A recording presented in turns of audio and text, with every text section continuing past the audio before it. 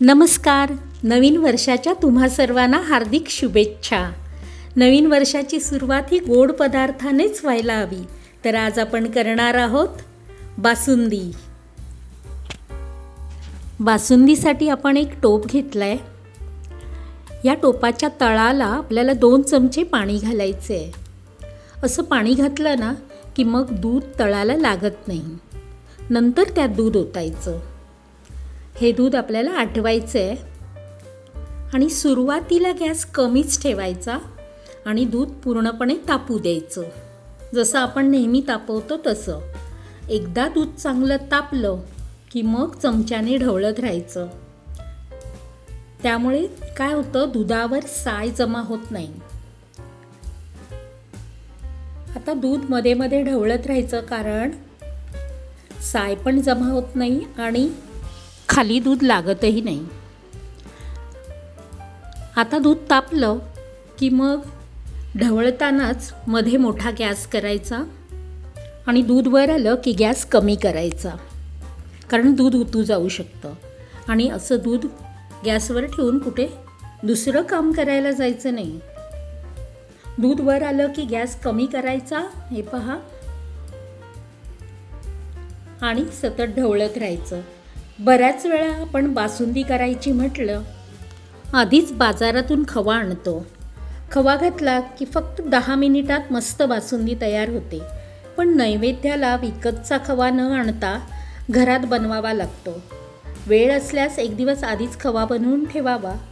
पण खवा नसल्यास थोडे काजू, बदाम भिजत घालायचे आणि त्याची पेस्ट करून या दुधात घालायची. आपल्याला ढवळतच असं दूध थोडं आटवून घ्यायचं आहे. काजू बदाम आपण भिजत घालतो, त्या बदामाची साल काढून घ्यायची आणि मिक्सरला लावून घ्यायचं आणि छान पेस्ट करायची. आता आपण दुधामध्ये थोडी केशर घालूया आणि केशर घालून दूध ढवळायचं आहे. आता मी मिक्सरला काजू बदाम लावून घेते आणि त्याची पेस्ट करून घेते. दूधही थोडं घट्ट होत आलेलं आहे. आता यामध्ये ही पेस्ट घालून घेऊ.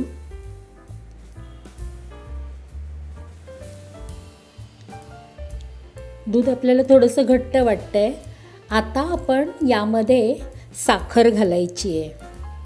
तर हे दूध 1 लिटर होतं. 1 लिटर दुधाला साधारण पाऊण वाटी म्हणजे 70 ग्राम साखर घालायची. जास्त गोड आवडत असल्यास साखरेचं प्रमाण वाढवू शकता, पण 70 ग्राम साखरेने परफेक्ट गोड होते. हे आपण म्हैशीचं दूध घेतलं होतं, त्यामुळे बासुंदी लवकर घट्ट होते. पण गाईचं दूध घेतलं तरीही चालतं.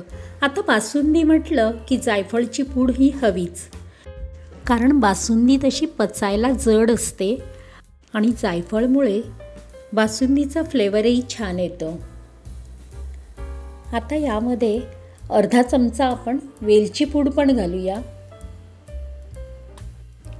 जायफळ, वेलची, केशर, एकूणच काय तर या आटवलेल्या दुधाचा जो फ्लेवर आहे ना, तो इतका सुंदर होतो. आता आपण हे ढवळायचं आहे.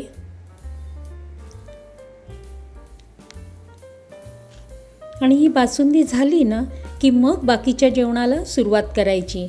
म्हणजे काय होतं की ही बासुंदी जेवण होईपर्यंत छान थंड होते आणि मग घट्टही होते. आता आपल्याला ही बासुंदी जास्त घट्ट करायची नाही आहे, कारण थंड झाल्यावर घट्ट होणारच आहे. आणि अशी घरी बनवलेली बासुंदी विकतच्या बासुंदीपेक्षा कधीही चांगली. आणि कितीही पदार्थ पानात आले ना तरी 1 वाटी बासुंदी पानामध्ये आली की नैवेद्याचं पान अगदी भरलेलं वाटतं. आणि ही बासुंदी पुरीबरोबरच खायची. हे पहा, आता हे घट्ट होत आलेली आहे. ही बासुंदी आपल्याला जास्त घट्ट करायची नाही आहे, कारण 2-3 तासातच ही थंड झाल्यावर चांगली घट्ट होईल आणि आपल्याला ही पुरीबरोबरच खायची आहे. तर हे नैवेद्याचं पान पानात कितीही आपल्या आवडीचे पदार्थ असले तरी एक बासुंदीची वाटी आली की पान अगदी संपूर्ण भरलेलं वाटतं, हो ना?